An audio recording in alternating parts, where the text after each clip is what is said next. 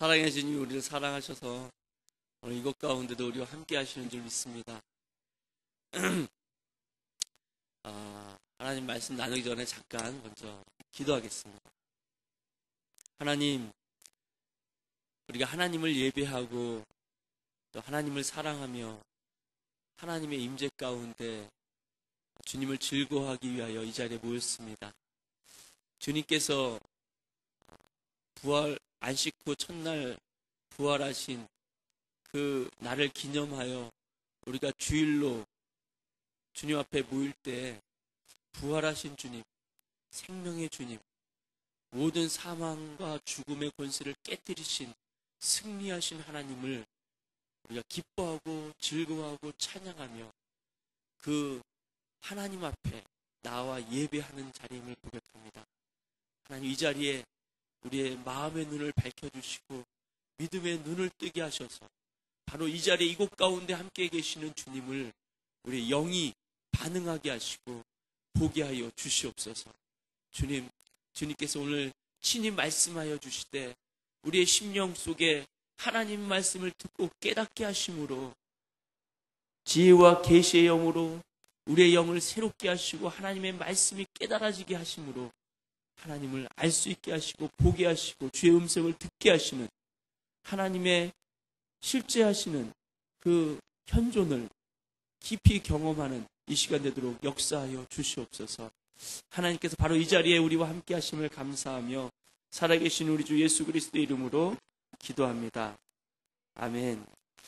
함께 하나님 말씀 나누도록 하겠습니다. 오늘 함께 은혜 받으실 말씀은 히브리서 11장 13절에서 16절까지의 말씀입니다. 히브리서 11장 13절에서 16절까지의 말씀. 금요철야 예배 때 말씀을 들으신 분들은 잘 아시겠지만 제가 좀 감기에 걸렸습니다. 지난 월요일부터 수요일까지 교회학교 알파의 리더들과 도우미 하는 아이들 모아서 2박 3일 캠프를 갔다 왔는데 이 남자애들하고 한 방을 쓰다 보니까 워낙 막 펄럭이잖아요. 이제 제가 먼지 알러지가 있는데 그걸 피하지 못하고 감기에 걸려서 목소리가 지금 많이 좋아졌습니다. 이 목소리가 더 중후하다고 얘기하시더라고요. 다들 이 목소리가 좋다고. 어떻게 하면 이 목소리를 계속 유지할 수 있겠는가. 이게 하여튼 이 목소리를 계속 유지하기는 어렵겠지만 괜찮으신가요? 좋다고 농담으로 얘기하는 건지 진담으로 얘기하는 건지 제가 순진해서 잘 못 알아먹습니다.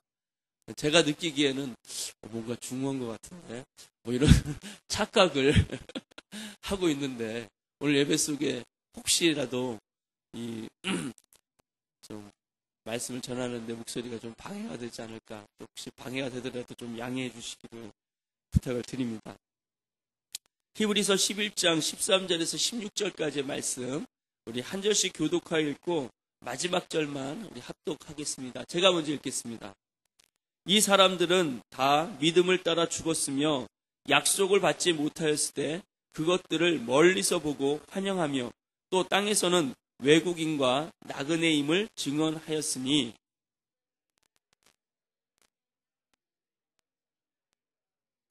그들이 나온 바 본향을 생각하였더라면 돌아갈 기회가 있었으려니와 그들이 이제는 더 나은 본향을 사모하니 곧 하늘에 있는 것이라. 이러므로 하나님이 그들의 하나님이라 일컬음 받으심을 부끄러워하지 아니하시고 그들을 위하여 한 성을 예비하셨느니라. 아멘. 오늘 함께 읽은 본문 말씀을 가지고서 고향에 잘 오셨습니다 라는 제목으로 함께 하나님의 은혜를 나누겠습니다. 좀 제목이 이상하지 않습니까? 고향에 잘 오셨습니다. 무슨 구호같이. 제가 서울에서 30년 살다가 순천에 이제 30살 때 내려갔는데 순천에 내려가서 이 서울에서 못 보던 것들을 많이 보게 됐습니다. 음식도 처음 먹어보는 서대회 뭐 이런 것도 먹어보게 되고 또 하여튼 제가 알지 못했던 그런 새로운 것들을 많이 경험하게 됐는데, 그 중에 하나가 명절 때마다 거리 곳곳에 이렇게 걸리는 플랜카드입니다. 그 플랜카드에 뭐라고 써 있냐면 고향에 잘 오셨습니다. 이런 플랜카드가 써 있습니다. 이번 올해의 설날에는 이 어린이 미술학원에서도 플랜카드가 걸렸더라고요. 해피 설 이렇게 쓰여 있는 것을 봤습니다.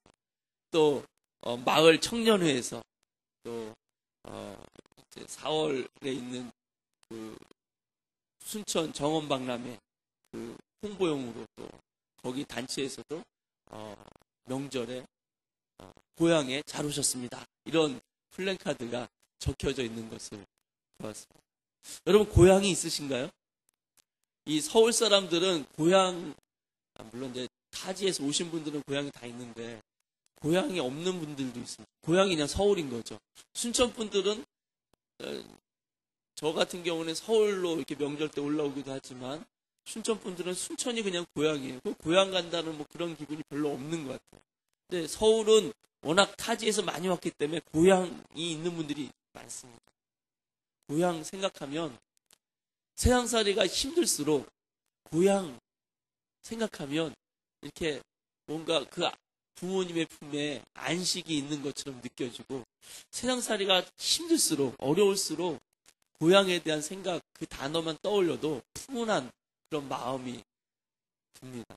저는 사실 서울에서 고향 별로 몰랐는데 순천에 있다가 이제 분당에 우리가 교회 개척하면서 분당에 있을 때 순천에 내려가면 순천이 꼭 고향처럼 여겨지더라고요. 그래서 저는 순천이 굉장히 좋습니다.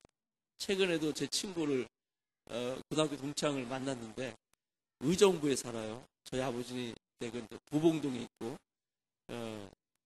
언제까지 있겠냐, 이제 올라와라 뭐 이런 얘기를 하더라고요.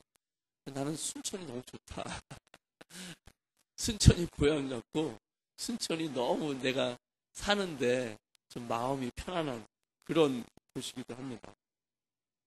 제가 고향에 대한 생각을 하면서 고향을 묵상하고 고향이라는 곳이 우리 마음에 안식을 주고 푸근하게 하고 이런 곳이다라는 것을 생각하면서 떠오른 말씀이 누가복음 15장에 나오는 탕자의 비유에서 나오는 이 말씀들이 좀 생각이 났습니다. 탕자만큼 세상살이가 고단하고 피곤한 인생이 없을 것이다 라는 생각을 해보게 됩니다. 잘 아시듯이 누가복음 15장에서 예수님이 이 어떤 아버지에게 아들 둘이 있었는데 둘째 아들이 아버지에게 자기가 받을 유산을 미리 좀 달라고 그 유산을 가지고서 학생들 그 유산을 가지고서 저는요 중고등부를 담당하거든요. 그래서 다른 어른들에게는 별로 눈길이 안 가는데 제 병입니다. 직업병. 중고등부만 있으면 중고등부한테 계속 눈이 가기 때문에 저하고 계속 눈을 마주쳐야 되는 그런 안타까운 현실이 여러분의 현실입니다. 네. 죄송합니다. 그런 안타까운 현실이 오늘 도래했으니까 오늘만 좀 참아주시고 저를 봐주셔야 돼요. 알았죠? 아셨나요? 옆에 분은 중고등부 아닌가요? 초등부? 중고등부죠. 초등부까지 제가 다, 유치부까지 제가 다 이렇게 담당하거든요. 네, 피해갈 수가 없습니다. 그 탕자 둘째 아들이 자기에게 재산을 달라고 자기에게 유산으로 줄 거 그거 가지고서 자기가 좀 해보겠다고 사업해보겠다고 그걸 졸라가지고 그걸 얻어냅니다. 그리고서 멀리 타국으로 갔는데 거기 가서 사업한다고 술 친구 만나고 뭐 이리저리 막 쓰다가 그 막대한 재산을 다 허비하게 됐어요. 그리고서는 기근을 만났는데 풀죽 하나 먹을 수 없는 그런 상황 가운데 있는 거예요. 옛날 그 친구도 다 떠나가고 자기를 도와줄 사람이 아무도 없었습니다. 그래서 돼지 치는 사람의 집에 들어가서 돼지를 치면서 돼지가 먹는 쥐염 열매라도 내가 좀 먹어야지 살겠다. 이렇게까지 비참한 타향살이를 살게 됩니다. 비참한 거죠. 이 비참한 가운데서 탕자가 드디어 생각을 합니다. 누가복음 15장 17절에 보면 이렇게 생각합니다. 이에 스스로 돌이켜 이르되 내 아버지에게는 양식이 풍족한 품꾼이 얼마나 많은가. 나는 여기서 줄여 죽는구나. 자기의 현실에 대해서, 이 비참함에 대해서 깨닫게 되는 거죠. 그리고 고향 생각을 합니다. 아버지 생각을 하는 거죠. 아버지 집에는 일꾼조차도, 품꾼조차도 풍족한데 나는 여기서 이렇게 굶어 죽는구나. 이 비참한 자기 인식을 하면서 내가 여기서 이렇게 죽을 바에는 아버지에 가서 나를 좀 품꾼의 하나로 종으로 좀 써주세요 라고 부탁해야겠다. 그렇게라도 해야지 내가 살지 않겠느냐, 이런 생각을 하는 것입니다. 예수님이 이 탕자의 비유를 통해서 이 비유를 듣고 있는 하나님의 백성들에게 하시고자 하시는 말씀이 뭡니까? 이 탕자처럼 하나님 아버지의 품을 떠난 이 세상에, 하나님 아버지의 품을 떠난 이 세상의 모든 사람들은 이 탕자와 같은 사람들이다. 이것을 말씀하려고 하는 것이죠. 탕자가 고향을 생각하고 아버지 품을 생각하고 그것으로 그치지 않았습니다. 그 고향으로 내가 돌아가야겠다라고 생각하고 자기 자리에서 일어섰다라고. 그래서 자기 삶의 자리를 바꾸는 모습을 보게 됩니다. 계속해서 그 누가복음 15장 18절과 19절에 이렇게 적혀져 있습니다. 내가 일어나 아버지께 가서 이르기를 아버지, 내가 하늘과 아버지께 죄를 지었사오니 지금부터는 아버지의 아들이라 일컬음을 감당하지 못하겠나이다. 나를 품꾼의 하나로 보소서 하리라 하고 이에 일어나서 아버지께로 돌아가니라. 여기 18절과 19절은 일어나 아버지께 가서 라는 말로 시작해서 일어나서 아버지께로 돌아가니라 라는 말로 맞춰집니다. 예수께서 이 비유를 말씀하시면서 두 번 강조하는 이 일어나 아버지께 가서 라는 말은 지금 이 말씀을 듣고 있는 이 이스라엘 백성들이 좀 일어나서 아버지께로 돌아가는, 아버지께로 그 마음을 좀 돌이켜서 좀 돌아갔으면 좋겠다라고 하는 예수님의 마음이 담겨져 있기 때문에 이것을 두 번 강조하는 것이 아닌가 생각해보게 됩니다. 저는 지금 이 말씀을 듣고 있는 저나 우리 성도님들도 동일하게 함께 예수님의 그 마음을 좀 느끼면서 우리도 세상의 자리에서 일어나서 아버지께로 좀 돌아가자 하는 마음이 오늘 우리 마음 가운데 부어지게 되기를 예수님의 이름으로 축원합니다. 성경은 죄인들의 상징이라고 볼 수 있는 이 탕자만 아버지께로 돌아가야 된다, 영적 고향을 찾아서 돌아가야 된다라고 말하지 않습니다. 성경은 성도들인 우리들도 우리의 정체성에 대해서, 우리의 존재에 대해서 나그네와 행인, 여행자와 같다고 말씀하고 있습니다. 베드로전서 2장 11절에 사랑하는 자들아 나그네와 행인 같은 너희를 권하노니 영혼을 거스려 싸우는 육체의 정욕을 제어하라, 이렇게 권면합니다. 오늘 함께 읽은 히브리서 11장 13절에서도 이 사람들은 다 믿음을 따라 죽었으며 약속을 받지 못하였을 때 그것들을 멀리서 보고 환영하며 또 땅에서는 외국인과 나그네임을 증언하였으니 라고 얘기합니다. 이 사람들이 누구죠? 이 사람들은 지금 믿음의 장, 히브리서 11장에 나오는 믿음의 선진들을 이야기합니다. 아벨, 에녹, 노아, 아브라함, 이삭, 야곱, 요셉, 모세, 라합, 기드온, 바락, 삼손, 입다, 다윗, 사무엘, 선지자들, 이것들이 지금 히브리서 11장에서 쭉 열거되어져 나오는 믿음의 선진들이에요. 이 사람들입니다. 이 사람들이 다 믿음으로 살다가 죽었지만 그들은 약속을 받지 못하였다고 했는데 이 약속은 예수 그리스도로 말미암아서 주어지는 새 언약, 신약의 약속, 십자가로 말미암아 우리가 예수님의 십자가로 죄를 씻김 받고 구원을 얻고 하나님의 백성이 되는 이 새 언약은 그들이 아직 받지 못하고 멀리서 그것을 지켜봤다고만 얘기했습니다. 성경은 그 약속이, 새 언약이 신약의 성도들인 우리를 통해서 그 구약의 믿음을 가진 그 믿음의 조상들, 믿음의 선배들의 믿음이 온전케 된다고도 말합니다. 히브리서 11장 39절 40절에는 이렇게 얘기합니다. 이 사람들은 다 믿음으로 말미암아 증거를 받았으나 약속된 것을 받지 못하였으니 이는 하나님이 우리를 위하여 더 좋은 것을 예비하셨은즉 우리가 아니면 그들로 온전함을 이루지 못하게 하려 하심이라. 오늘 제가 말씀드리고자 하는 것은 믿음의 사람들이었던 이분들이 자신들을 외국인과 나그네 행인들이라고 증거하였다고 하는 것입니다.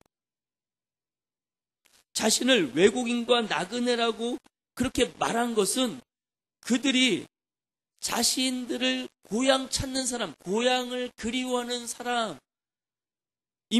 잊지 않았다라는 증거입니다. 근데 그들이 찾고자 했던 그 고향은 이 자신들이 금방 돌아갈 수 있는 이 서울, 무슨 순천 이런 이 세상에 있는 땅의 고향이 아니고 더 나은 본향, 하늘에 있는 고향이라고 이렇게 얘기하는 것입니다. 14절, 15절, 16절이 그렇게 다시 한번 제가 읽어드릴게요. 한번 보십시오. 그들이 이같이 말한 것은 자기들이 본향 찾는 자들임을 나타냄이라. 그들이 나온 바 본향을 생각했더라면, 그러니까 육체의 본향이죠. 그들이 나온 바 본향을 생각하였더라면 돌아갈 기회가 있었으려니와 그들이 이제는 더 나은 본향을 사모하니 곧 하늘에 있는 것이라. 이러므로 하나님이 그들의 하나님이라 일컬음 받으심을 부끄러워하지 아니하시고 그들을 위하여 한 성을 예비하셨느니라.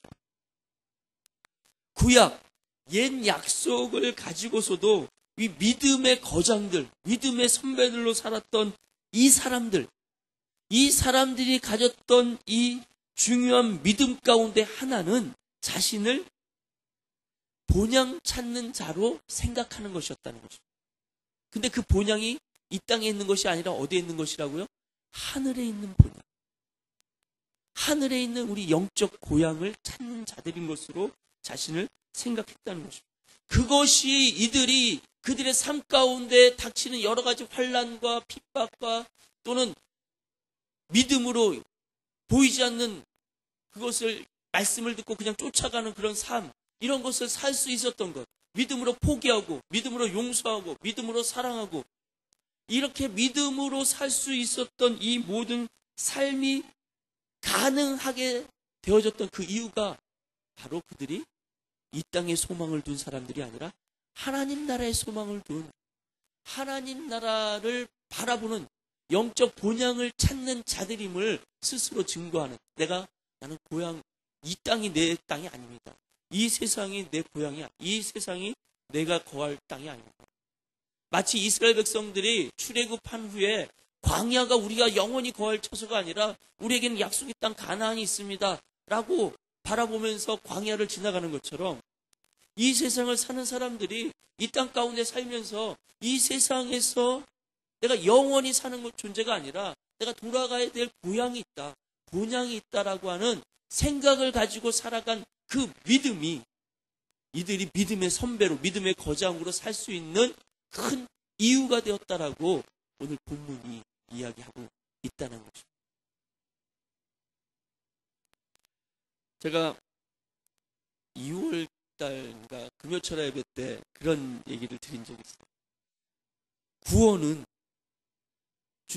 구원을 마치 천국 가는 구원 티켓을 구입한 것처럼 이렇게 생각하고, 우리 열차표 산 다음에는 내가 열차표 산 다음에 시간만 맞춰서 가면 되지 않습니까? 아무렇게나 막 살다가 시간 맞춰서 가면 되잖아요.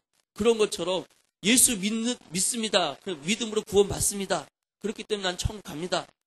예수 믿는다고 교회는 왔다 갔다 하면서 삶은 내가 마음대로 막 하나님 말씀과 상관없이 내가 마음대로 막 살아가는 사람들이 있다. 그래서 사람들이 저 사람 정말 구원받은 거 맞을까? 라고 헷갈려요. 본인도 가끔 또 양심에 이렇게 거슬면서 헷갈려.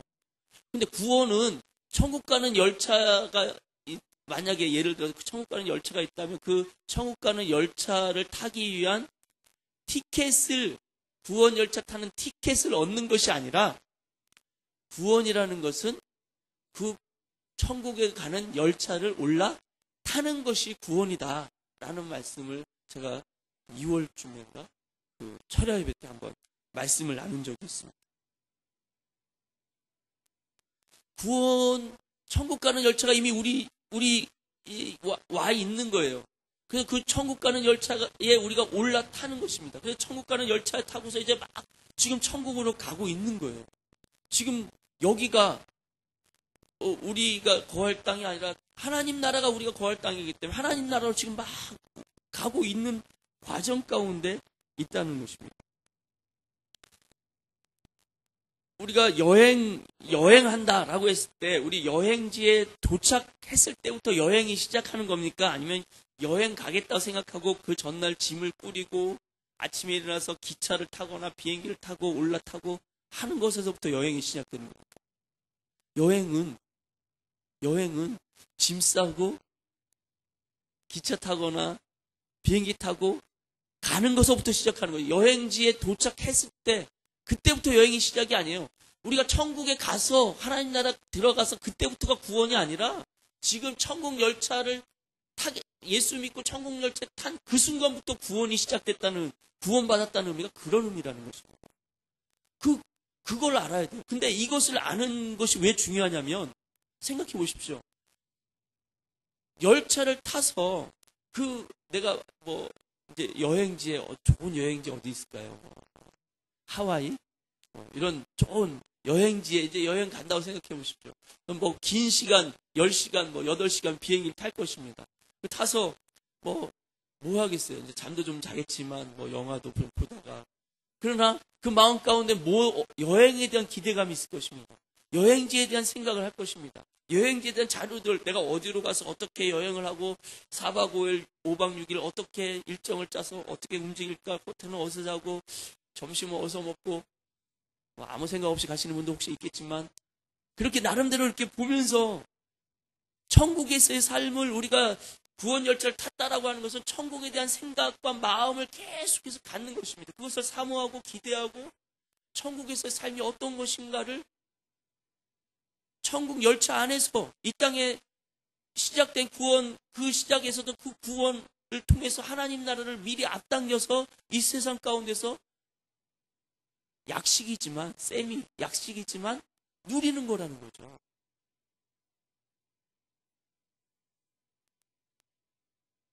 그런데 어떻게 이런 생각, 그 천국 열차를 타는 것과 같은 생각을 계속할 수 있는가? 그것은 우리가 본향을 찾는 나그네다라고 하는 이 정체성, 성경이 얘기하는 우리가 외국인과 나그네라고 하는 생각, 우리의 본향은 하나님 나라다, 그곳이 내 영원히 거할 처소다라는 생각을 늘 가지고 있는 것이 그 본향을 향해서 나아가게 하는, 그 본향을 계속 그리고 사모하고 그 나라에서 살고자 이 땅 가운데 연습하는, 사실 토요일날 브라이드 워십에서 제가 말씀드렸던 주제는 하나님 나라를 연습하는 삶을 살자, 이런 거였거든요. 제가 다음번에 말씀을 전하게 된다면 그 말씀을 여기서 전하려고 하는데, 어쨌든 여러분, 본향을 찾는 나그네라고 우리가 생각할 때 성경이 왜 이 땅에서 우리가 이 땅에 소망을 두지 말아야 되느냐라고 하는 얘기가 다 이해가 되는 거예요. 성경 말씀이 이해가 되기 시작합니다.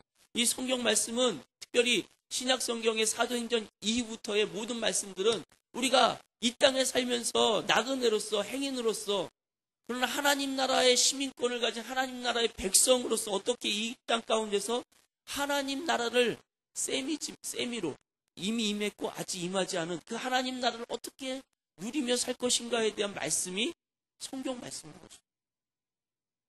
그렇지 않습니까? 그렇게 보면 성경이 이해가 되기 시작해요. 왜 성경이 이 땅에 소망을 두지 말아야 되느냐 하는 것에 대해서 이해가 되는 거예요. 여러분 생각해 보십시오. 저도 순천에서 어제 올라오면서 기차 타고 왔지만 제가 역 대합실에서 이렇게 한 10분에서 15분 정도 기차를 기다렸습니다. 곧 떠나게 될 그 역 대합실 벤치에 앉아서 누구는 사람들이 많더라고요. 누구는 앉아있고 누구는 서 있습니다. 누구는 앉아가든지 누구는 서서 가든지 그게 그렇게 중요한 거 아니잖아요. 누가 KTX 타고 가든지 무궁화 타든지 물론 KTX 타면 좀 더 빨리 가고 편하게 가고 좋죠. 그러나 그게 내가 여행해야 될 그 목적지에 가는 것만큼 중요한 건 아니라는 거죠. 나 KTX 못 타니까 이번 여행 취소. 이렇게 할 수 없다는 거죠. 그렇지 않습니까? 만원 버스를 탔는데 누구는 앉아가고 누구는 서서 갑니다. 앉아가면 조금 더 편할 수는 있습니다만 어쨌든 버스에서 내려야 할 때가 오는 것입니다. 평생 영원토록 이 버스에 앉아있으리라고 생각하는 것은 너무나 어리석은 것이죠. 무엇이 정말 중요합니까? 버스 타서 내가 어느 자리에 어떻게 앉아야 될 것인가?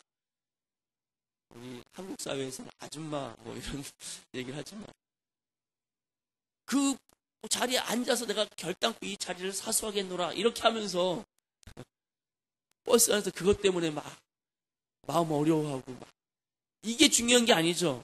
내가 어느 역에서 어느 정거장에서 내릴 것인가, 언제 내려야 될 것인가, 내가 내려야 될 자리를 놓치지 않는 것이 더 중요할 것입니다. 내 목적지를 놓치지 않는 게 더 중요하다는 얘기죠.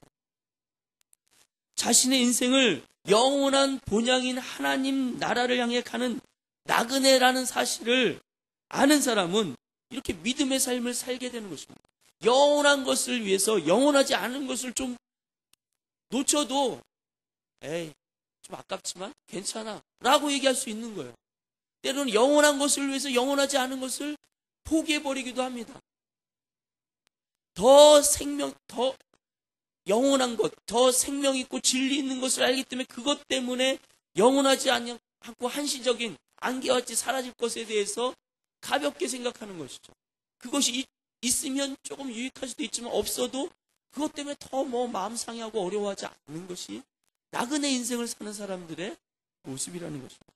이 땅의 것으로 울고 웃고 하지만 우리가 결국 빈손으로 왔듯이 빈손으로 가야 합니다. 이 땅에 두고 있는 소망은, 이 세상에 두고 있는 소망은 영원하지 않습니다. 그래서 성경은 우리에게 우리의 소망을 오직 하늘에 두라고, 하늘에 둔 소망만이 영원하다고 우리에게 말씀하고 있는 줄로 믿습니다. 저는 이 구원 열차를 타는 것과 같이 묘사를 했잖아요. 그 구원을 조금 더 다른 측면에서 좀 생각해 보려고 합니다. 휴거 아시죠? 휴거 아십니까? 휴거는 우리의 몸이 죽지 아니하고 이게 이렇게 들림받아 올라간다라는 것을 이야기하는 것입니다. 공중으로 우리의 몸이 들림받아 올라간다는 뜻이죠. 데살로니가전서 4장 15절 17절에 보면 우리가 주의 말씀으로 너희에게 이것을 말하노니 주께서 강림하실 때까지 우리 살아남아 있는 자도 자는 자보다 결코 앞서지 못하리라. 주께서 호령과 천사장의 소리와 하나님의 나팔 소리로 친히 하늘로부터 강림하시리니 그리스도 안에서 죽은 자들이 먼저 일어나고 그 후에 우리 살아남은 자들도 그들과 함께 구름 속으로 끌어올려 공중에서 주를 영접하게 하시리니 그리하여 우리가 항상 주와 함께 있으리라. 이게 휴거에 대한 사건을 언급한 구절로 이야기되어집니다. 예수님도 마태복음 24장 31절에서 이렇게 말씀하십니다. 그가 큰 나팔 소리와 함께 천사들을 보내리니 그들이 그의 택하신 자들을 하늘 이 끝에서 저 끝까지 사방에서 모으리라. 그래서 공중에서 재림하시는 예수님과 만나게 되는, 그래서 공중 혼인잔치하게 되는 그 사건을 휴거라고 이야기합니다. 근데 이 휴거가 앞으로 미래에 있을 사건으로 전 지구적인 종말이 있을 그때 일어날 사건으로 성경이 분명히 이야기하고 있는 것인데 제가 이것을 조금 더 아까 구원열차의 개념으로 조금 더 다른 의미로 해석해보자는 겁니다. 그러니까 그냥 우리가 가진 구원, 본향을 생각하는 마음, 이것들에 대해서 좀 실감나게 더 느껴보고 싶어서 그렇게 임의로 좀 바꿔서 생각을 해보는 겁니다. 이 휴거가 천국 열차 타는 것과 같이 생각한다면 미래의 어느 시점에 한순간에 일어날 사건으로만 생각하는 것이 아니라 지금부터 일어나는 사건을 한번 생각해 보자는 거죠. 마치 구원 열차를 타고 구원이 지금부터 시작이 되는 것처럼 휴거가 구원이라고 하는 관점에서 본다면 구원이잖아요. 구원의 의미가 있는 거잖아요.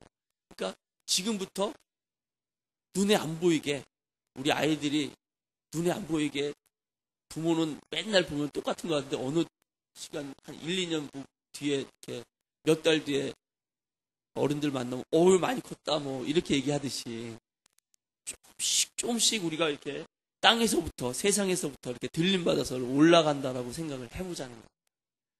성경에 그런 표현은 전혀 없지만 그냥 생각을 해보자는 거죠. 너무 이단스러운가요?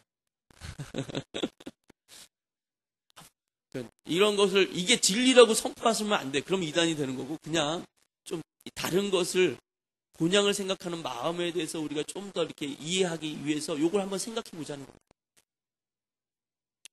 과정으로서의 휴거, 일시적인 사건이 아니라 우리의 전 인생을 거쳐 일어나는 과정으로서의 휴거를 좀 생각해 보자는 거예요. 그렇다면 휴거가 지금 일어나고 있다라고 좀 그렇게 말해 보자는 거죠. 그러면 느낌이 좀 뭔가 다르지 않겠냐는 거예요. 어떤 느낌이냐면, 제가 1989년도, 90년도쯤에 우리나라에서 굉장히 큰 소란스러운 사건이 있었습니다. 좀 제 나이 때 되시는 분들은 다 기억하시는지 모르겠는데, 다미성교회라고 다가올 미래를 준비하라. 그래서 1989년 10월 며칠인가에 예수님 오신다고 PD 수첩 이런 데서 막 찍고 막 난리가 났어요. 하얀 사람들이 큰 예배당에 모여서 하얀 옷 입고 막 계속 찬송가 부르면서 그때를 기다리는 거예요. 근데 휴거가 안 일어났어요. 근데 어쨌든 그때 한창 그런 전단 많이 돌고 이럴 때라 제가 그거 보면서 휴거에 대한 두려운 마음이 있었어요. 저도 어렸을 때 오살리 기도원에서 기도원의 벽면 가운데 휴거의 장면이 있는 그림을 본 적이 있거든요. 막 예수님이 공중 재림하시고 전 세계 사람들이 막 이렇게 올라가더라고요. 그래서 간혹 제가 학교나 또는 어디 갔다가 집에 늦게 오거나 이렇게 왔는데 집에 아무도 없어요. 아버지도 안 계시고, 우리 아버지 어머니 신앙이 너무 좋다고 제가 느끼고 있었거든요. 아버지 어머니 없고 동생들도 안 보여요. 그때 시절에는 이렇게 핸드폰이 이게 많지 않았기 때문에 연락도 제대로 안 되고, 어떻게 어디 갔다고 미리 얘기된 것도 없고 이러면 제 안에 불안해지기 시작합니다. 어떤 불안이냐면, 나만 빼놓고 휴거된 거 아니야? 나만 남겨둔 거 아니야? 이런 두려움이 제 안에 막 있었던 기억이 있어요. 만약 지금 휴거가 일어난다면 그 휴거에 지금 동참해야 되지 않겠습니까? 지금 휴거가 지금 땅으로부터 이렇게 올라가는 그런 느낌을 좀 갖자는 거죠. 그런데 저는요, 휴거가 우리가 분명하게 성경이 말씀하신 대로 예수님 강림하실 때, 예수님 재림하실 때 일어날 일이 많습니다. 그러나 성경을 보면 휴거 종말의 때에 대한 상황 묘사가 지금도 수시로 보여지는 것이 아닌가 하는 생각들을 많이 하게 됩니다. 초대 교회 때부터 로마 황제로부터 얼마나 많은 교회가 핍박을 받았습니다. 사실 요한계시록에 바벨론이나 이 적그리스도나 이것은 다 네로 황제나 이 로마 시대 황제들을 상징하는 것이었습니다. 지금은 적그리스도가 없을까요? 여러분도 잘 동영상 같은 것으로 접해 보셨을지 모르겠지만, 세계에서 인권이 가장 극심하게 탄압받는 나라, 10년 동안 부동의 1위를 차지하고 있는 나라, 북한. 김일성, 김정일, 김정은 체제로 이어지는 이 공산 체제 아래에서의 북한 주민들, 그들 안에 신앙을 지키기 위해서 있는 저 5만에서 7만 정도 되는 정치범 수용소에 끌려가 있는 그 믿음의 사람들, 그들에게는 지금이 종말 아니겠습니까? 적그리스도가 그들은 멀리 있지 않아요. 이 김일성, 김정일, 김정은 체제가 적그리스도 체제입니다. 그곳에서 고통받고 있다고요. 먼 얘기가 아니라는 거죠. 그들에는 휴거가 지금 당장 일어나도 전혀 이상하지 않은 일이라는 겁니다. 아니, 그들뿐만 아니라 우리는 어떻습니까? 우리는 물론 전 지구적인 종말의 때는 미래에 올 것이지만 개인적인 종말의 때는 얼마 남지 않았습니다. 제가 여러분들에게 분명히 예언할까요? 100년 후에 이 자리에 있을 사람은 아무도 없습니다. 확실한 예언 아닙니까? 저는 50년 이후까지도 저는 의심스럽습니다. 뭐 그렇게까지 있고 싶지도 않고 확실하게 50년 이후에 저는 이곳에 없을 것입니다. 이 땅에 없을 것입니다. 틀림없는 확실한 예언입니다. 맞죠? 여러분, 개인적인 종말의 때는 수시로 우리에게 오고 있지 않습니까? 우리가 다른 사람의 죽음을 보면서 자신의 인생의 때가 맞춰지는 날이 있을 줄 깨닫는 사람은 지혜로운 사람이라고 성경은 말씀합니다. 그래서 잔치집에 가는 것보다 초상집에 가는 것이 더 낫다고 전도서는 이야기합니다. 전도서 7장 2절과 4절에 보면 이런 말씀이 있습니다. 초상집에 가는 것이 잔치집에 가는 것보다 나으니 모든 사람의 결국이 이와 같이 됨이라. 산자가 이것에 유심하리로다. 지혜자의 마음은 초상집에 있을 때 우매자의 마음은 연락하는 잔치집에 있느니라. 이렇게 얘기합니다. 지혜 있는 사람은 초상집, 자기 인생이 맞춰지는 때가 있다. 그 개인적인 종말의 때가 있다는 사실을 의식하는 사람. 그래서 그때 하나님을 생각하고 하나님 나라에 들어가려고 생각하고 있는 사람이 지혜롭다는 거죠. 여러분, 누가 정말 휴거가 될까요? 누가 정말 지금 구원 열차를 타고 있다고 확신할 수 있겠습니까? 그 사람은 자신을 이 세상에서 나그네, 외국인, 여행자로 여기는 그 사람이, 영원한 고향인 천국을 사모하는 그 사람이 구원 열차를 타고 휴거될 수 있는 사람이지 않느냐 하는 말씀을 오늘 나누려고 하는 것입니다. 여러분, 이 땅의 것이 너무 좋고 사랑스럽지 않으십니까? 성경은 이 땅에 가장 아름답고 귀한 것도 다 하나님 나라의 그림자 같은 거라고 말씀하십니다.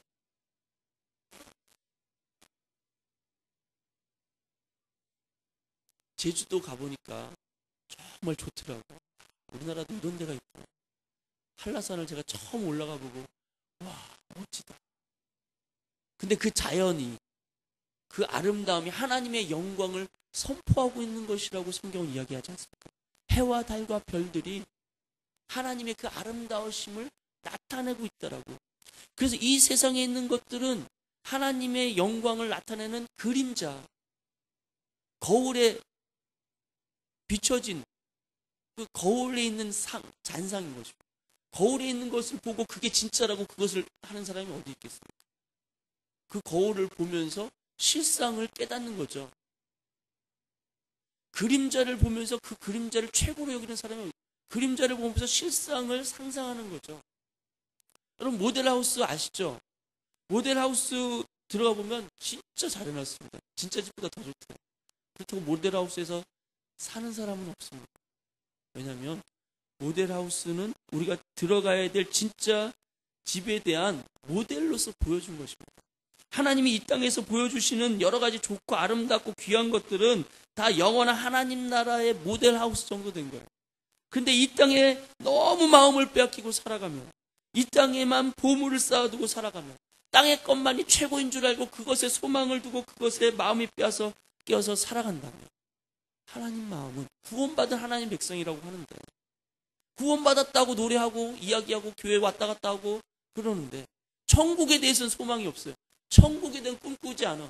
천국을 내가 하나님 나라를 지금 가고 있다. 하나님 나라를 내가 가게 될 그 하나님 나라를 이 땅 가운데서 믿음으로 어떻게 내가 누리고 살 것인가. 이런 것에 대한 고민 없이 살아가요. 그 사람에 대해서 하나님 마음이 아프시지 않겠습니까? 탕자가 멀리 나가 있는 사람만 탕자가 아니라 그러잖아요. 집안에 있는 큰아들도 부모의 마음을 알지 못하는 탕자였다라는 얘기를 하지 않습니까?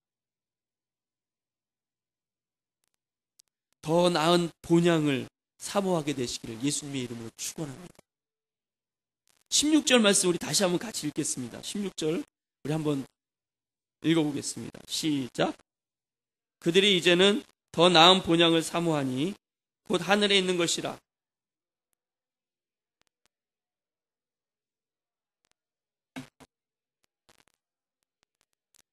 여기 그들이라는 곳에다가 자신의 이름을 한번 넣어보십시오.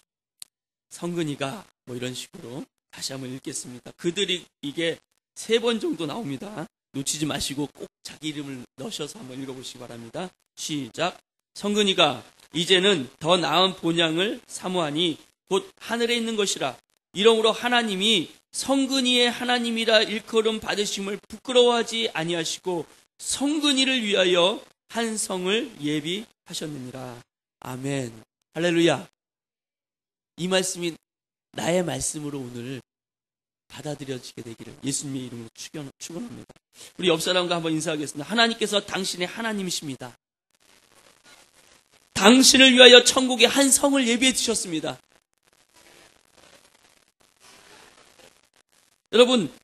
여러분이 이제는 더 나은 본향을 사모하게 될 때에 하나님이 그들의 하나님이라 일컬음, 여러분의 하나님이라 일컬음 받으심을 부끄러워하지 아니하신다라고 말씀하십니다.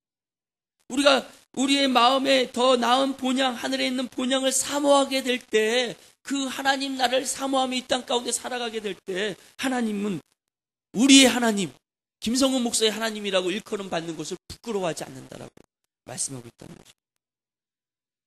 마지막 말씀을 좀 이야기만 하고 마치도록 하겠습니다. 우리가 더 나은 본향을 좀 사모하기 위해서 이것이 좀 있어야 되지 않는가 생각을 합니다. 여러분, 열왕기하 6장에 보면 엘리사에 대한 이야기가 나옵니다. 열왕기하 16장에 엘리야의 갑절의 영광을 받은 능력의 종, 불의 종 엘리야의 갑절의 영광을 받은 엘리사의 이야기가 나옵니다.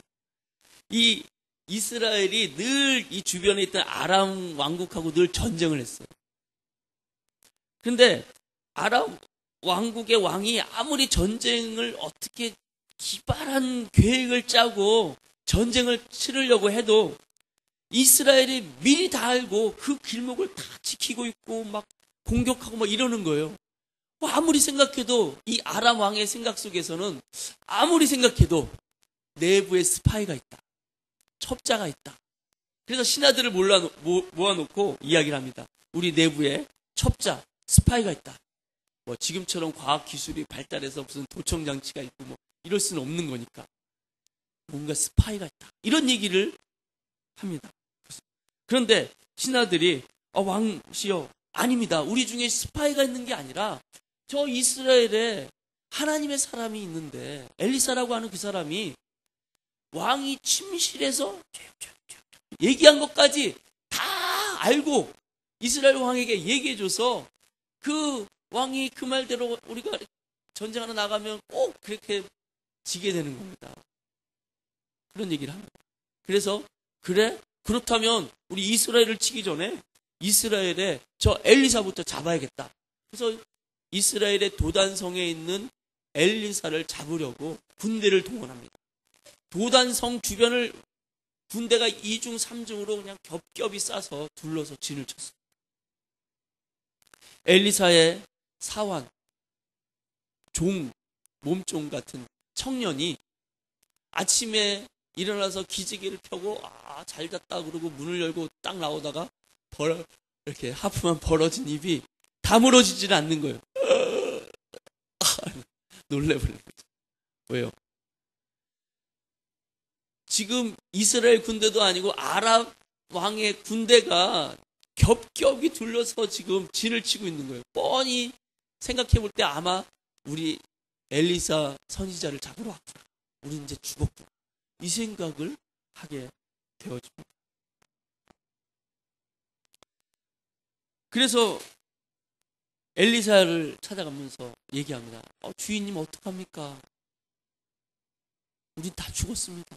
두려움 가운데 떨면서 이야기를 합니다.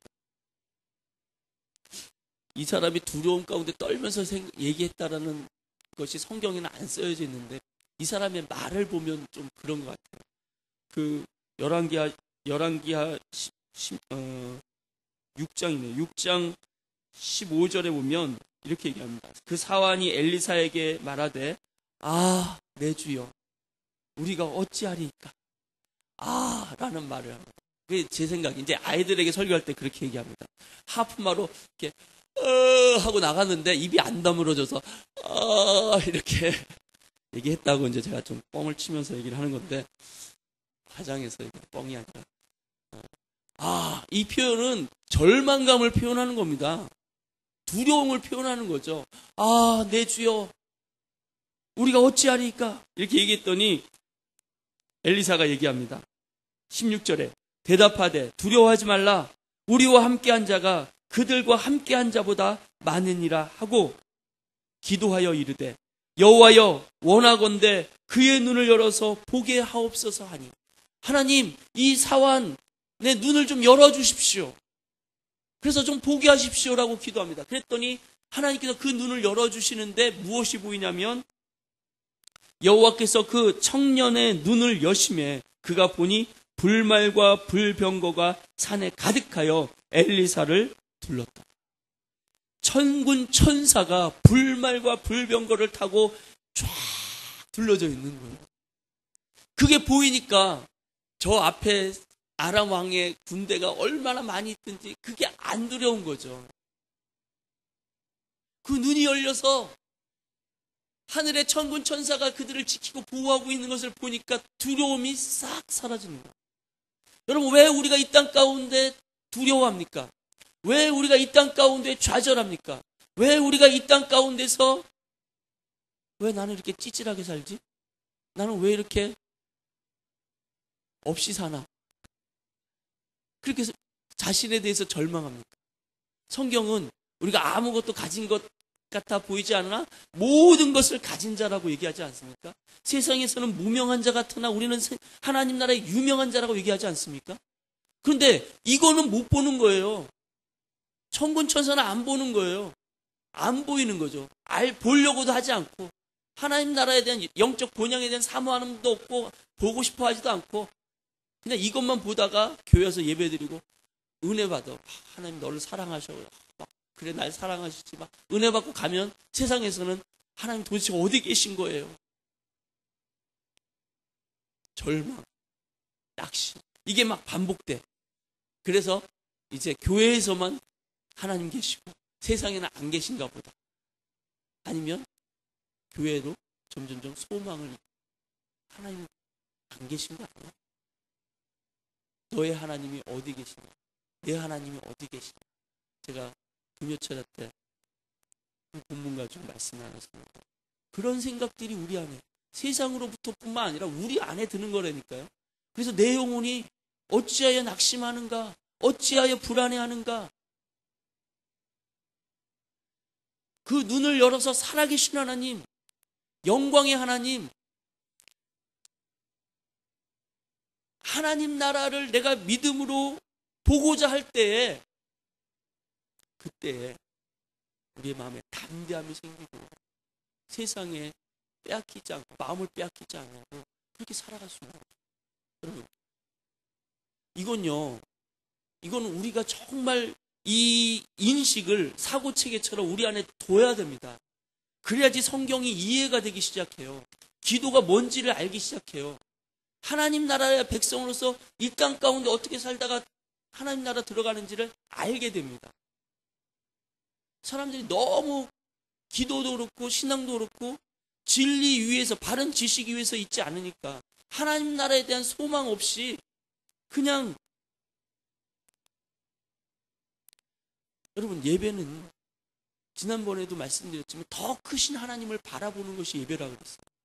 그 하나님을, 임재를 연습하고 경험하는 것이 예배라고 그랬습니다. 그래서 예배에 성공하는 것이 너무나 중요합니다. 예배에 성공한 사람, 하나님 나라를 예배 가운데서 경험한 사람들이 삶의 자리를 가서 그 하나님 나라가 내 삶 가운데서 계속 확장되어지도록 이렇게 하나님 앞에 기도하면서 성령의 능력을 힘입어서 하나님 나라를 선포하고 이렇게 확장시켜 갈 수 있는 거예요. 예배가 너무 좋아요. 이 예배에서조차 하나님 나라를 경험하는 것이 없다, 하나님의 임재를 경험하는 것이 없다, 그럼 정말 절망해야 됩니다. 그리고 믿음으로 그 절망을 하나님께 부르짖어서 갈망으로 바꾸는 것이 필요합니다. 이게 제가 금요철회 때 말씀드리고 싶었던 거예요. 저는 오늘 아침에 하나님께서 우리의 눈을 열어주셔서 하나님 나라를 보게 하시기를 소원합니다. 여러분, 텔레비전 있죠? 텔레비전은 전파라는 뜻입니다. 그 전파를 통해서 멀리 있는 것도 비전, 볼 수 있게 하는 기계입니다. 텔레비전이 없을 때는 먼 나라 소식, 먼 지역의 소식 잘 보기 어려웠어요. 그러나 이제 텔레비전을 통해서 전파를 통해서 봅니다. 지금 스마트폰이나 이런 것들 다 이렇게 통해서 쉽게 실시간으로 세계 전 지역에서 일어나는 것들을 우리가 보지만, 여러분, 믿음의 사람들은 하나님이 약속하신 이 말씀을 믿는 믿음을 통해서 믿음으로 비전 봐야 되는 거예요. 비전. 여러분, 성경은 에베소 1장 17절에 지혜와 계시의 영으로 우리가 하나님을 알게 하시고 이렇게 말씀하시는데, 지혜와 계시의 영, 그에서 얘기하는 계시는요, 기도 막 하다가 하나님 막 깨닫게 해주시는, 물론 그런 것도 계시라고 얘기할 수 있습니다. 그러나 여기서 얘기하는 계시는 영어 성경을 보면 언더스탠딩이에요. 이해하는 것입니다. 깨닫는 것이에요. 말씀을 성령으로 말미암아 깨닫게 되는 것이 계시라고 성경은 얘기하는 겁니다. 오늘 말씀을 통해서, 제가 전한 이 말씀을 통해서, 하나님 나라를 내가 믿음으로 그렇게 봐야 되겠구나. 내가 영적 본향을 사모하는, 영적 본향을 찾는 나그네요 행인이구나 라는 것을 깨닫게 되면 페이스 비전이 생겨서 하나님 나라를 보게 되는 줄로 믿습니다. 그래서 우리가 어느 날, 우리 인생이 맞춰지는 날, 천국에 들어갈 때 천국에 천사들이 플랜카드를 거는 거예요. 김성근 목사, 고향에 잘 오셨습니다. 할렐루야. 우리 마음에 이런 소망, 이런 사모함, 이런 기대감이 있는 믿음의 삶이 되어지기를 예수님의 이름으로 축원합니다. 사실은 제가 오늘 이 찬양을 좀 함께 하고 싶었는데요, 해도 될런지 모르겠어요. 내 눈 주의 영광을 보내. 찬양 아시죠? 내 눈 주의 영광을 보내. 우리 가운데 계신 주님, 그 빛난 영광 온 하늘 덮고 그 찬송 온 땅 가득해. 내 눈 주의 영광을 보내. 찬송 가운데 서신 주님, 주님의 얼굴은 온 세상 향하네. 권능의 팔을 드셨네. 주님의 영광 이곳에 가득해. 우린 선에 주님과 함께 찬양하며 우리는 전진하리. 모든 열방 주 볼 때까지 하늘아버지 우리를 새롭게 하사 열방 중에서 주를 섬기게 하소서. 모든 나라 일어나 찬송 부르며 영광의 주님을 보게 하소서. 우리 이 찬양 오늘 말씀을 생각하시면서 내 눈을 열어서 주님의 나라를 보기 원합니다. 주님의 영광을 보기 원합니다. 이 마음의 고백으로 기도하면서 이 찬양 주님께 올려드리기 원합니다. 내 눈 주의 영광을 보내. 내 눈 주의 영광을 보내. 우리 가운데 계신 주님, 빛난 영광 온 하늘 덮고 그 찬송 온 땅 가득해. 내 눈 주의 영광을 보내. 찬송 가운데 서신 주님, 주님의 얼굴은 온 세상 향하네. 권능의 칼을 드셨네. 주의 영광 이곳에 가득해. 우리 주님 앞에 믿음으로 섭시다. 우리 전에 주님과 함께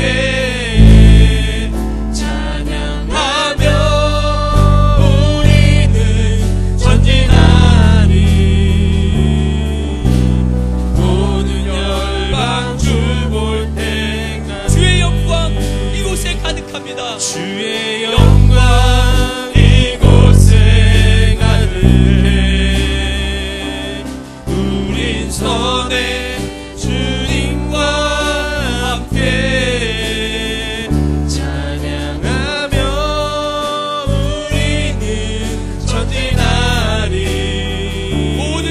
열방 주 볼 때까지 모든 열방 이 시간 우리가 믿음으로 한번 주님의 이름 한번 부르고 기도하기 원합니다. 주님 내 눈을 열어서 주님을 보게 하소서. 주의 영광을 보게 하소서. 우리 주님의 이름 한번 부르고 기도하겠습니다.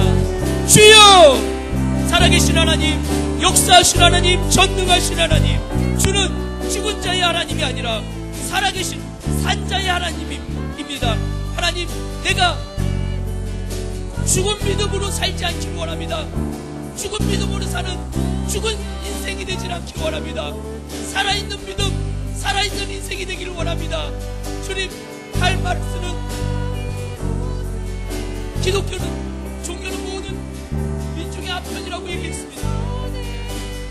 우리가 기독교를 잠시 사람들의 고통을 잊게 해주는 아편처럼 쓰고 있는 것 아닙니까? 주님, 예수는 생명이십니다. 기독교는 생명의 종교입니다. 예수를 믿는다고 하는 것은 그냥 교회로 왔다 갔다 하는 종교 생활을 하는 것이 아니라 예수를 믿는다고 하는 것은 하나님 나라의 영원한 소망을 가지고 하나님 나라의 우린 선에 가지고 이 땅을 주님과 살아가는 함께 왕 같은 제사장으로 이 땅을 살아가는 권능의 삶, 정력의 삶, 승리의 삶입니다. 변화의 삶입니다. 회복의 삶입니다.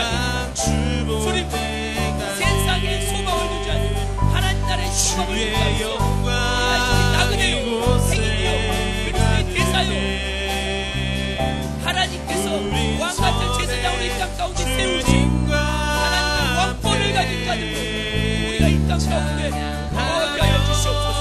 우리의 눈을 열어주시옵소서.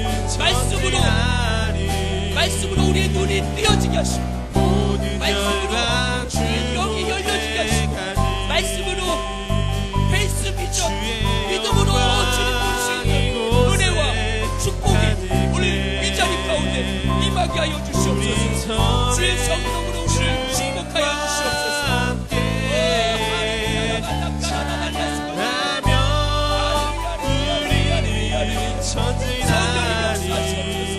성령이 각 사람의 마음을 주장하여 주시옵소서. 성령이 각 사람의 마음을 주장하여 주옵소서. 주의 영광 이곳에 가득해. 주의 영광 이곳에 가득해. 우린 선에 주님과 함께 찬양하며 우리는 전진하리. 모든 열방 주볼 때까지 모든 열방 우리 주님 하늘 아버지께 우리를 고백합니다. 하늘 아버지 우리를 새롭게 하여 주옵소서. 하늘 아버지 우리 새롭게 하사 열방 중에서 주를 섬기게 하소서. 모든 나라 일어나 찬송 부르며 영광의 주님을 보게 하소서. 주의 영광 이곳에 가득합니다. 믿음으로 선포합니다. 우린 섭니다. 주님과 함께. 우리 선에 주님과 함께 우리는 주님을 찬양하며 믿음으로 전진하겠습니다. 하며 우리는 전진하리. 모든 열방 주볼 때까지 모든 열방 주 볼 때까지 모든 열방이 주님을 볼 때까지 모든 열방 주 볼 때까지. 이 시간 오늘은 3월 첫째 주 성찬 주일입니다. 우리 마음을 정돈하고 이 성찬을 믿음으로 대하기를 권합니다. 여러분, 믿음은요 아닌 것을 억지로 맞다고 우기는 것이 믿음이 아닙니다. 믿음은 하나님이 살아계시기에 그 하나님이 말씀하신 것은 지금 내 눈에 안 보이지만 그것을 말씀하고 계시기에 그 말씀을 통하여서 있는 것으로 보는 것이 믿음입니다. 그래서 믿음은 분명하게 말씀을 근거로 하는 것이죠. 오늘 성찬을 하나님의 말씀을 근거로 우리가 대하기 원합니다.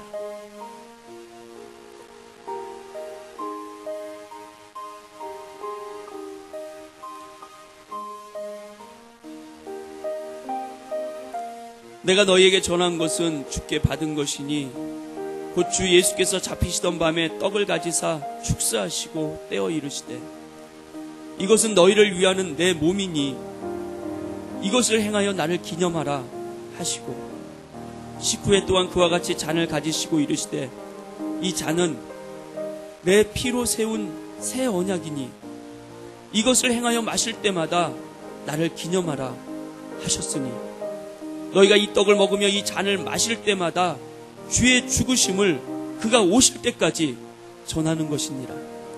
그러므로 누구든지 주의 떡이나 잔을 합당하지 않게 먹고 마시는 자는 주의 몸과 피에 대하여 죄를 짓는 것이니라. 사람이 자기를 살피고 그 후에야 이 떡을 먹고 이 잔을 마실지니 주의 몸을 분별하지 못하고 먹고 마시는 자는 자기의 죄를 먹고 마시는 것이니라. 이 시간에 성찬을 대하기에 앞서서 예수님의 살을, 찢겨진 살을 상징하는 이 떡을 먹습니다. 예수님이 흘리신 피를 상징하는 이 포도주를 마십니다. 내가 떡을 씹고 포도주를 마실 때 예수님의 살과 피를, 예수님의 생명을 내 안에 두고 이제 예수가 내 안에서 나와 연합하여 하나가 되었음을 고백하는, 믿음으로 내 안에 내 몸을 성전 삼아 성령이 나와 함께 하신, 예수가 나와 함께 하신다는 것을 고백하는 이 시간이 되기를 원합니다. 그런 기도가 주님 앞에 드려지기를 원합니다. 특별히 주님의 성찬을 대하기에 내가 합당치 않습니다, 내가 죄인입니다, 그런 마음이 있는 분들은 오늘 이 시간 예수님의 보혈로 자신의 죄를 씻으십시오. 자신의 죄를 고백하시기 바랍니다. 이 시간 주님 앞에 자기를 살피고 자신을 돌이켜서 성찬을 대할 수 있도록 잠시 기도하는 시간 갖도록 하겠습니다. 기도하겠습니다. 좋으신 하나님, 내가 믿음으로 성찬을 대하기 원합니다.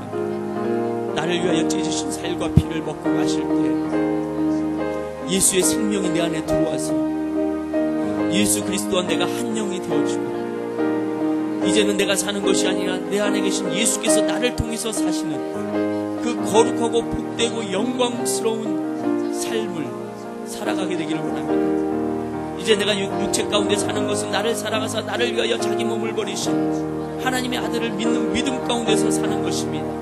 오늘 성찬을 대할 때 내 마음의 눈이 밝혀지고 믿음의 눈이 뜨여져서 내 몸을 성전 삼아 내 안에 거하시는 생명 되신 예수 그리스도, 나의 길과 진리가 되시는 이 세상에 오직 유일한 소망 되시는 예수 그리스도, 주님이 내 안에 나와 함께 살고 계심을 경험할 수 있는 이 시간 되게 하여 주시옵소서.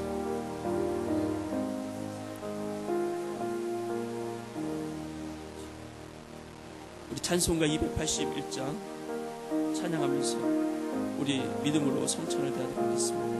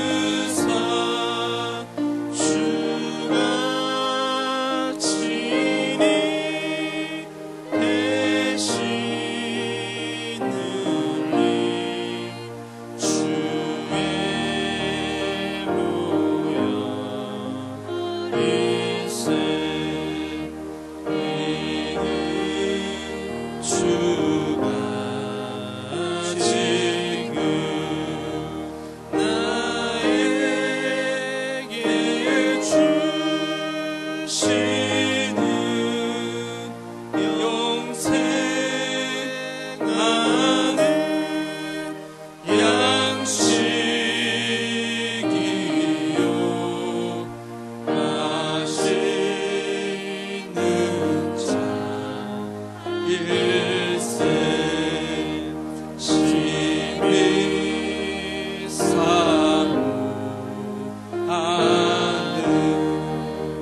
떠나셨던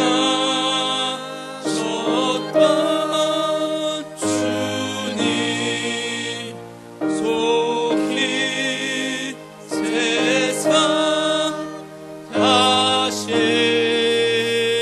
오네 반가이 뵙겠네 우리 그때까지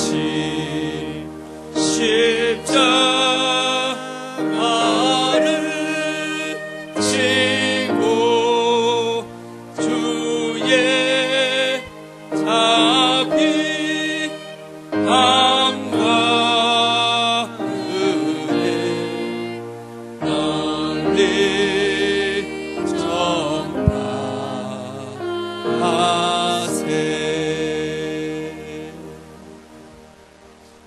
이 시간 믿음으로 성찬을 대하신 분들은 가슴에 손을 얹어 주시기 부탁을 드립니다. 특별히 몸에 아픈 부분이 있는 분들은 그 아픈 부분에 손을 얹어 주시기 바랍니다. 오늘 말씀을 듣고 특별히 하나님 내 눈을 뜨게 하십시오. 내게 성령의 기름을 부어주셔서 사울의 눈에 비늘을 벗겨주시고 그가 바울이 되게 하신 것처럼 하나님 내 눈에 좀 비늘을 벗겨주셔서 주의 영광을 더 분명하게 보게 하시고 하나님의 진리의 말씀을 통해서 하나님께서 내게 뜻하시고 계획하신 것들을 분명히 보게 하여 주십시오. 하나님 나라를 천국을 사모하는 자로 내가 이 땅에서 믿음으로 살아갈 수 있도록 내 눈을 열어 주십시오. 마음의 고백이 있는 분들은 머리에 손을 얹으시기 바랍니다. 제가 여러분들을 위해서 기도하겠습니다. 살아계신 하나님, 우리 모두가 믿음의 손을 얹고 주님 옆에 간구합니다. 주님, 우리 얼마나 연약한지, 얼마나 무지하고 연약한지, 우리는 꼭 보는 것만을 믿으려고 하고 보여지지 않으면 쉽게 낙심하고 절망하고 연약하며 불안해하는 저희들. 주님, 우리를 긍휼히 여겨 주시옵소서. 우리의 눈을 떠서 주님을 보게 하여 주십시오. 살아계신 주님, 영생하시도록 살아계신 하나님, 목마른 사슴이 시냇물을 찾게 갈급히 하는 것처럼 우리 영혼이 주님을 갈망합니다. 주님,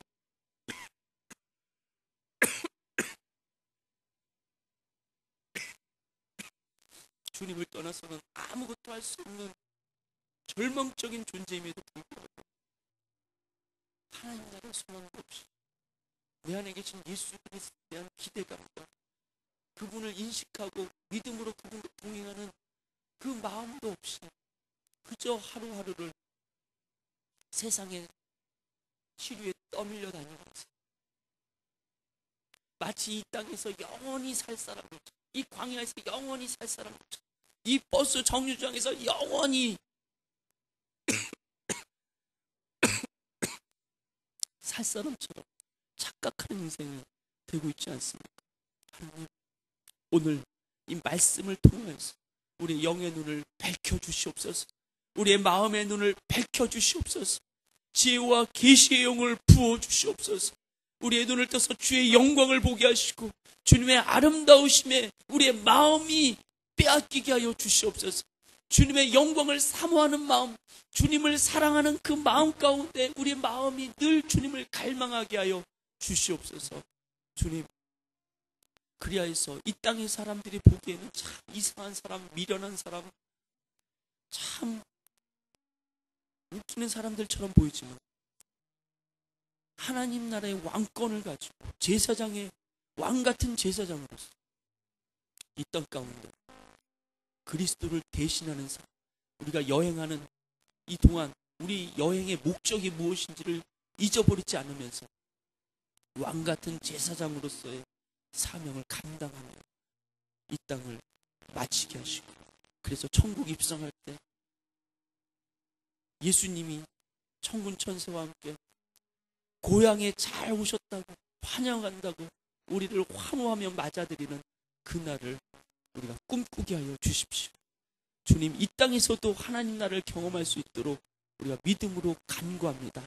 주님, 주님의 나라는 아직 완성되어지지 않았지만 예수님의 십자가 사건으로 이미 이 땅에 시작된 줄로 믿습니다. 우리 안에 하나님의 왕권이, 통치하심이 이미 시작되었음을 선포합니다. 주님의 왕권을 힘입어서 예수 그리스도 이름의 권세로 내가 우리 안에 우리 몸을 누르고 있는 모든 질병에게 명령합니다. 나사렛 예수 이름으로 명하노니 그 질병들은 이 시간에 그 묶였던 모든 묶임을 풀어놓고 떠나갈지어다. 치유될지어다. 자유케 될지어다. 그 마음의 상함, 어두움은 오늘 말씀을 통해서 하나님의 빛이 비추어지고 자유케 될지어다. 자유케 될지어다. 그 생각과 마음을 붙잡고 있는 모든 귀신들, 이 땅의 모든 귀신의 가치, 사고체계들, 이 시간 나사렛 예수 이름으로 명하노니 너희들의 모든 경관지는 무너질지어다. 깨어질지어다. 회파될지어다. 예수 이름으로 명하노니 빛이 있는 곳에 어둠이 조금도 틈타지 못하게 될지어다. 주님, 머리에서 발끝까지 예수의 보혈로 발라주시고 지금 필요한 곳에 주님의 보혈이 흐르게 하여 주옵소서. 척추에, 디스크에, 무릎에, 손목 관절에 예수의 피가 흐르길지어다. 예수의 피가 흘러갈지어다. 두통을 사라질지어다. 목의 기침은 떠나갈지어다. 시합장에서 시합할 때도 내가 하나님 나라의 대리자로서 하나님 나라의 능력을 힘입어서 내가 아니라 내 안에 계신 예수로 시합할 수 있게 하여 주시고, 그래서 나타난 모든 결과에 대하여 오직 하나님께만 영광을 올려드리는 믿음의 사람 되게 하여 주시옵소서. 주님께서 그 시합장에도 천군 천사로 함께하고 계심을 그 영의 눈을 떠서 보게 하시고 나를 응원하시고 내게 능력 주시고 내게 지혜 주시는 그 하나님이 나와 함께하고 있기에 내가 부족하고 연약하고 모자르지만 그 어떤 문제보다 크신 하나님이 나의 하나님이라고 고백하며 골리앗처럼 갈렙과 여호수아처럼 믿음으로 달려들 수 있는 그런 은혜가 우리 선수들에게 있게 하여 주시옵소서. 오늘 믿음으로 성찬을 하겠습니다. 오늘 예수 생명이 내 안에 있다고 고백하며 먹고 마신 이 성찬, 예수가 내 안에 있음을 알고 예수님과 믿음의 교제, 인격의 교제를 나누게 하시고 예수 생명으로 사는 자임을 늘 증거하고 주장하고 선포하며 이 땅을 살아갈 수 있도록 축복하여 주시옵소서. 주님께서 주신 예물에, 주님께서 주신 물질에 감사하며 믿음의 예물을 주께 올려드립니다. 11조헌금, 주일 감사헌금, 또 선교헌금, 구제헌금, 여러 가지 명목의 이름의 헌물을 주께서 기쁘게 흠양하여 주시고 이 헌물이 사용되어지는 곳마다 하나님 나라의 능력이 생명 있게 살아있는 능력으로 세상 가운데 선포되고 나타내게 하여 주시옵소서. 예물 드린 모든 손길들을 기억하시고 축복하여 주셔서 저들의 마음을 흠양하여 주시고 삶의 자리에 하나님께서 부어주시는 은혜와 축복과 형통함이 넘치게 하여 주시옵소서. 예수 그리스도 이름으로 축복하며 기도합니다. 아멘. 우리 다 같이 자리에 일어나셔서 우리에게 소원하는 찬양하시고 목사님 축도하심으로 오늘 예배를 마치겠습니다. 우리에겐 소원이 하나 있네. 주님 다시 오신 그날까지 우리 가슴에 새긴 주의 십자가 사랑, 나의 교회는 사랑케 하네. 주의 교회를 향한 우리 마음,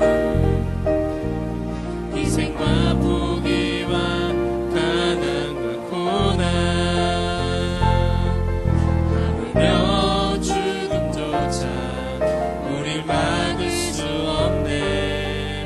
우리 교회는 이 땅에 임하. 교회를 교회 되게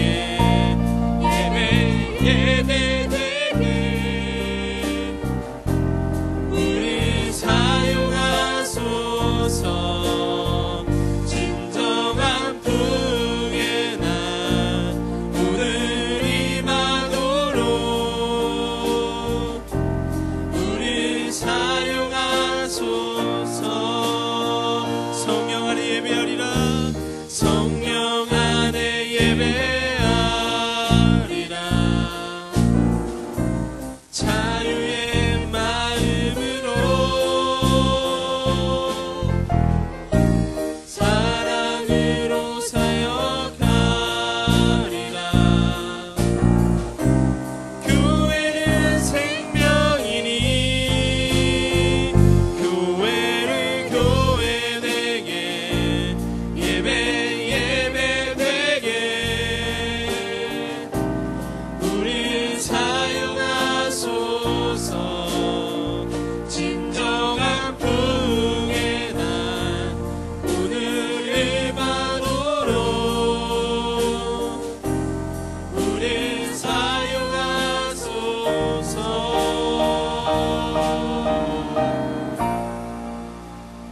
지금은 우리 주 예수 그리스도의 놀라우신 은혜와 하나님 아버지의 극진하신 사랑과 보혜사 성령님의 내주 교통 충만 역사 축복하심이 오늘 말씀을 통해서 페이스 비전, 믿음으로 그 영의 눈이 열려서 하나님 나라를 바라보는 영원한 하늘 본향을 사모하는 마음을 가지고 돌아가는 우리 모든 성도님들의 발걸음에 삶의 자리에, 가정에, 사업장에, 학교에, 또 시합하는 그 시합장에, 훈련하는 모든 연습장에 이제로부터 영원토록 함께 하실지어다. 아멘.